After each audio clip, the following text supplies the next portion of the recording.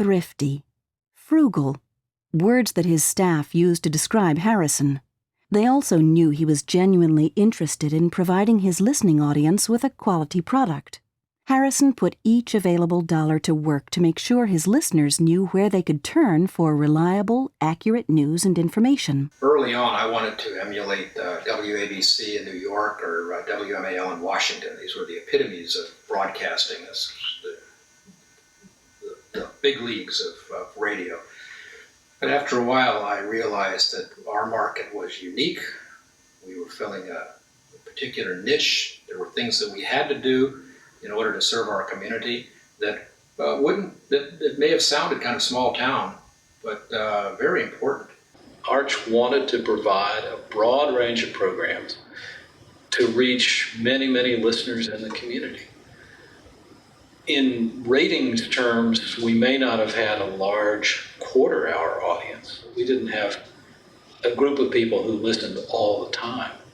But over a week's time, we had a very large cumulative audience.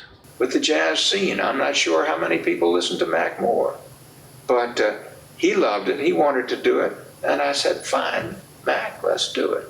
We did not narrowcast. Modern radio stations narrowcast. They pick a demographic, and that is their audience, 18 to 25-year-old males. We were broadcasting to our entire community. We were the hub of the community. We were acting very much like the internet works now for Orange and the environs. Information would flow into the radio station. We would disperse it. Our audience was everybody in the community. There would be people who would listen only for news. They would listen to the newscast in the morning, and that was it. There were people who would only listen to high school football on Friday nights. There were people who would only listen to classical music or a jazz music program in the evening, and that's all they ever heard. Perfectly tuned into the town. It just, there was a strong commitment to news and public affairs, and people in the town just embraced it. It was, it's radio like you don't hear anymore. I remember people talking about what they heard on the station a lot. I remember, just downtown, or at choir practice, somebody would say something about what they heard Art say on the radio, or some joke that Bill Little told in the morning. It was tied into the community in a way that is not as common to see nowadays. Each of us, I think, that worked on the air were personal clearinghouses of information. And as long as you could interact with the local people a lot, then radio was really a lot of fun for me. Because when I wasn't interacting with the announcers on the air and on the air stuff, I was interacting with the people in the sales. And it was the same thing. They knew me from the radio station, and it was just like old home week when you went. So I never pretended that I was a great salesman. I just happened to believe in what I was selling. And it worked. I can't ever remember anyone canceling their ads because they didn't work or because they didn't get results. Now, whether they could measure the results or not, I don't know. I mean, they seemed to, they stuck with us. Every day was trying to improve the sound, your personal sound, the sound of the station. Ross Hunter and I call that fine-tuning, always fine-tuning the station, the sound, our own performance. Polishing a rock, it wasn't noticeable, but after the time, it was a smoother sound. Over the period of time that I worked at WJMA, the programming changed quite a bit. From the time I came to the time I left, it was really a very different station, but it took years to evolve. There was one thing I always noticed at the county fair. There used to be the same comment every year that we went to the fair. We love the station, we love the people, but who picks out that music you play? And it didn't matter if we did pop, it didn't matter if we did rock, it didn't matter if we did country. And finally it struck me is people are listening to the station that don't like the music we play. So they gotta like something else. And I think it was the news, it was the personal involvement, and that we were what Arch Harrison wanted us to be, the informed friend. I respectfully disagree.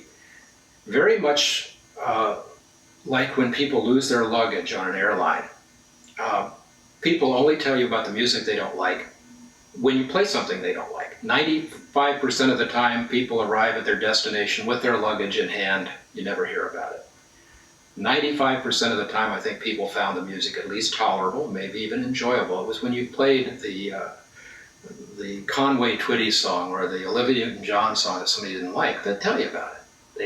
You only heard from people generally when they were displeased. You don't have to like the music, because the music is a small part of the element. It's the person who's behind that mic. It's what the station is doing to contribute to the community and what the community's perception of the station is. We succeeded at that, and yes, it's not easy, but nothing that's worth doing, another archism, nothing that's worth doing is easy. It takes a great deal of work, and it takes some struggle, and it just takes effort. But it pays off in the long haul. At JMA, it seemed like there was more of an effort to create a well-rounded human being behind the microphone than there has been in some stations that I know of. I think it's one reason why JMA was successful, because people felt like they knew those guys. And that, I think that creates a connection. And creating those moments is what radio is all about, those moments of connection. And it never felt like work. I don't think anybody at the radio station, it's like we were stealing, this isn't work. This is fun, let's take on the UVA basketball team in a game of softball, it was just great fun. And on a hot day, we'd go out in the parking lot and do a live remote and fry an egg on the hood of Bill Little's car. You remember the time we fried an egg out on my car out in the parking lot? We could do dumb things like that they were dumb, but they were fun, and people would listen and they would laugh about it. Arch Harrison said we kind of blew it. Of course, it was live. You can't get it right. You always look back in retrospect and say we could have done it like this. But Arch said our reporter that was broadcasting the egg frying episode should have been Al Buman. You might say Arch put together an ensemble cast. People complimented the weaknesses of others. Where one person was not particularly good in some area, there would be other people who were really good in that. And you could feed off the other people, improve your skills. And the whole combination made a product that was greater than each of its parts. One of the talents Arch Harrison had was bringing people together and really bringing out the best in people and creating a family situation where I think everybody in the station, from Ross Hunter to Phil Goodwin, who spent hours and hours and hours in the control room, to the people who did the news, to Pat Watson in front, the people who did the sales, Bill Little, everybody wanted to do the best they could, and they didn't want to let anybody else down. And it was a magical working situation. You often hear about businesses wanting to be a family, but I think it was pretty much a family. People tended to know one another outside of work. I think there's a picture somewhere of the radio station picnic at Graves Mountain Lodge. And it's a huge crowd. There were a lot of people there. It was a great place to work. It was fun, and the people were professional and so on and so forth, but they also were, it's been fantastic senses of humor. It was a good place to start in radio, and I'm grateful to Arch for providing a good launch pad. He was a good man. It was a good place to work. I enjoyed it. The only local newspaper serving Orange County, the Orange Review, came out weekly. To fill the need for a daily classified advertising medium, in October of 1963, WJMA began airing a program called Swap Shop. Well, Swap Shop is pretty standard fare in small market broadcasting, but we had it ran forever. Took phone calls, people buying and selling stuff. Dan, good morning. You're on Swap Shop. I have for sale a 1968 Chevrolet van. It has a small V8 307, automatic transmission. It needs some body work, and we'll discuss the price. All right. And I'll be here all day. And my telephone number is 6. The Craigslist of its day, I suppose. Over the years, Swap Shop developed into a half-hour program. And it was no problem at all to fill a half hour with phone calls from listeners. Very popular program. And again, another example of the sort of narrow programming that Arch did. Swap Shop was definitely not for everybody. I did Swap Shop several times. It was a juggling act, and I don't recall enjoying it very much. One of my regret, I never got to host Swap Shop, ever. And you know, I just think that's going to be a void in my life for as long as I can remember. I mean, people today, they don't remember WJMA for the music, and they don't even remember that much for the news, but they sure remember it for Swap Shop. Swap Shop. Foreshadowing Craigslist, Swap Shop wasn't the only arrow to the future at WJMA.